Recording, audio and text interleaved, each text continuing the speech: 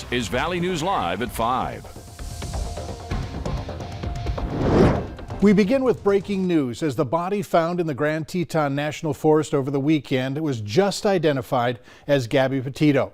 Meanwhile, the search continues in Florida for her fiancé, who is considered a person of interest in her disappearance.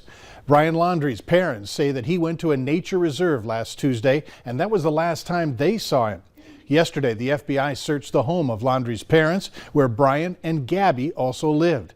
Petito and Landry started a cross-country trip in July, posting videos of their journey. But they had problems in Utah. In fact, police were called in. No charges were filed.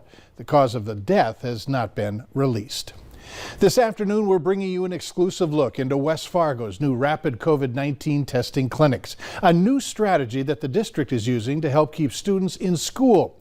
As Valley News Team's J.C. Dodd reports, 10 positive cases have already been identified from the clinics, but officials say that doesn't directly correlate with transmission in the classrooms.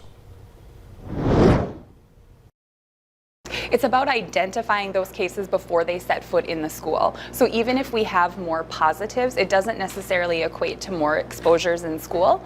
West Fargo Schools Director of Health, Safety, and Public Relations, Heather Lee, says the district has been working hard to ensure students can stay in the classroom this year. A new strategy offering free rapid COVID-19 tests to all staff, students, and their families. Test if they feel like they have symptoms, if they've recently been out of town, or even if they just want to serial test just to kind of stay on top of their health and their symptoms. Monday was the first day of the clinics, and Lee says out of more than 100 tests given, 6 came back positive. So those are potentially 6 people that would have come to school or went to work yesterday that didn't know that they were experiencing symptoms and were positive for COVID-19. The clinics are at 6 different locations across the district and staffed by local nursing students like Morgan Moore, a first-year nursing student at MSUM who says she wishes clinics like these were available during her senior year of high school. Here, it's nice that you don't have to quarantine and you can go to school that day if you're negative, yeah. Moore says she's glad the school is hosting the clinics to stop the spread of COVID-19 sooner. And Lee says with making testing widespread and more accessible, case numbers could go up. But she says that doesn't correlate to higher transmission in classrooms.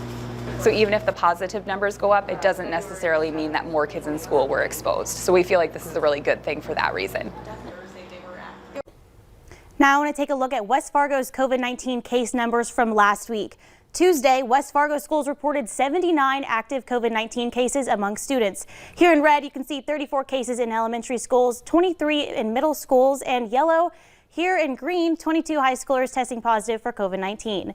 The blue shows the number of staff members testing positive at 11. Now let's look at Friday's numbers. The school district reported 87 active COVID-19 cases among students. You can see elementary numbers jumped to 40 and both middle school and high school totals increased by 1 case each.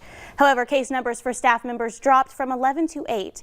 We're still waiting for the district to release the new numbers from today, but we do know that staff and students in 4 classrooms in the district are required to wear masks for 14 days because of elevated case numbers in those classrooms, according to district protocol. And finally, officials tell me of 87 rapid tests given at West Fargo schools today, 4 of them were positive. Mike? All right, great insight, JC. Thank you. The clinics are funded by the State Department of Health and are free to those wanting to get tested. For more information on the clinic times and locations, go to our website at valleynewslive.com and click on this story. Our weather has been improving late this afternoon. The sun has claimed the sky. Oh, there's a little bit of clouds there.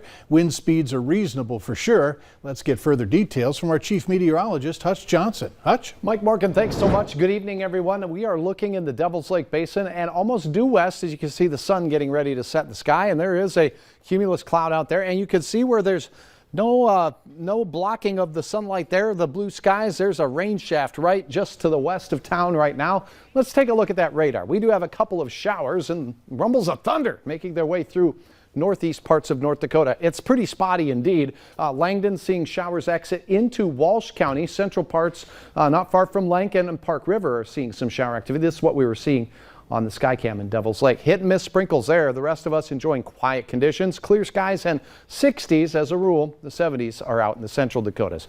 We'll see things quiet down with the thunder and shower chances as we get just beyond sunset tonight.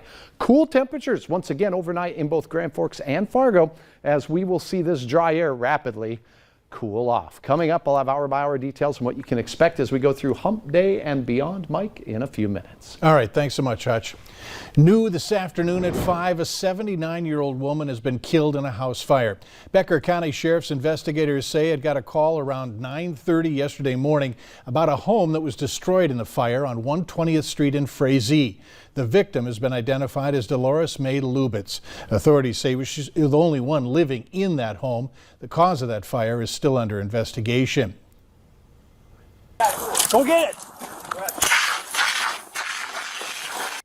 There's a close encounter with a car fire caught on camera by Minnesota law enforcement. Quick thinking from a Chisago County deputy likely prevented a home nearby from catching fire.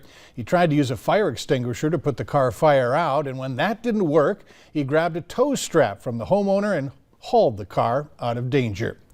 Here's why you need to lock your garage if possible. 2 prowlers caught on camera looking through cars and trying to break in. This happened around the 4300 block of 54th Avenue South in Fargo near Walmart. Neighbors tell us the 2 masked men biked up and down the neighborhood, stopping in driveways and shining a flashlight into vehicles, hoping for an unlocked door and expensive items left behind.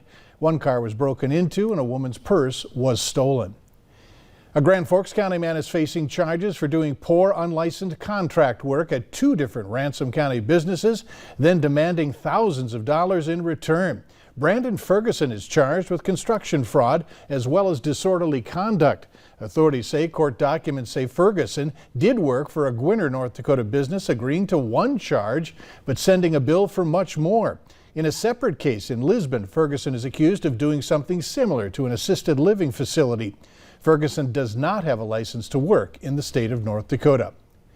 Blair Witten's out of jail. The 28-year-old is accused of running over graves at her ex-boyfriend's funeral, spray painting a Fargo church's Jesus statue, and for threatening to burn down someone's house. She was charged with 3 felonies and a misdemeanor over a 2-month span this summer. Her bail was originally set at $20,000. It was reduced during a bond hearing this morning. President Biden used his first address to the United Nations to lay out his foreign policy agenda, urging world nations to work together to battle looming threats from COVID to climate change. He's seeking to reassert America's role as the global leader in those fights while defending his decision to pull troops from Afghanistan and repairing strained relations with allies. Alice Barr has the very latest.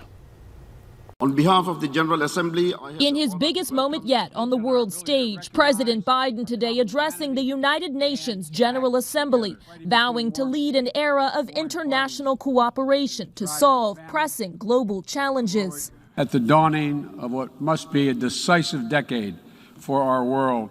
The president charting a starkly different path from his predecessor's America First policy, calling for a global commitment to fight COVID and climate change. Our prosperity and our very freedoms are interconnected, in my view, as never before. And so, I believe we must work together as never before.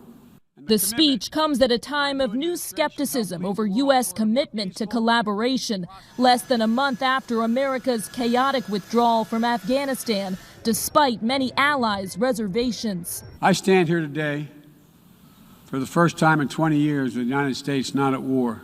President Biden promising a new chapter of relentless diplomacy instead of relentless war. U.S. military power must be our tool of last resort, not our first. The president focused on competing with China while insisting we are not seeking a new Cold War. But U.S. attempts to counter China through a nuclear submarine deal with Australia have infuriated America's oldest ally, France, after the French were cut out of the lucrative contract. A new rift to repair as President Biden seeks to reestablish America's role as a world leader.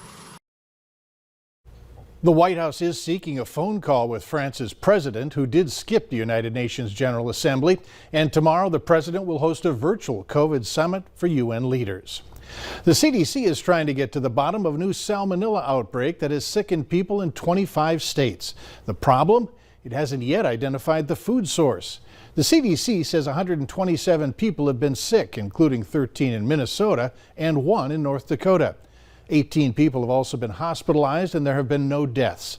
The CDC also says the number of those sickened in the outbreak may be higher because people recover without seeking medical care. Foods that these people ate are being reviewed to see if there's a common thread. Meanwhile, Johnson & Johnson announced the results of a study looking at the performance of its single-dose COVID vaccine and its booster shot. The drug company says its vaccine is 79% effective against COVID-19 related infections and 81% effective against COVID-19 related hospitalizations. Johnson & Johnson also says its data shows a booster shot at 6 months or later produces even better numbers, showing protection rates jumping to 94%.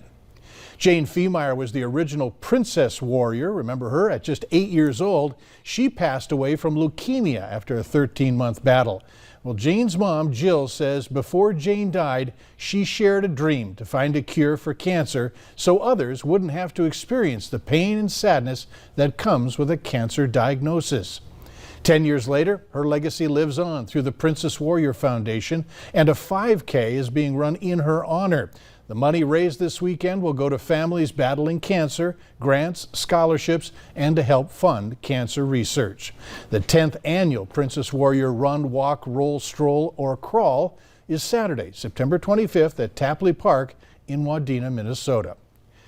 Better get your Christmas gift list out early. Later on Valley News Live at 5, why finding some of the items might be tougher this holiday season. What a beautiful photo shared by our friend Rick Craig up in Nelson County. That's the full harvest moon over a harvester up there. It was a chilly start to your day in a few areas, down into the 30s as forecast. I'll have hour-by-hour details on what you can expect tonight and tomorrow next.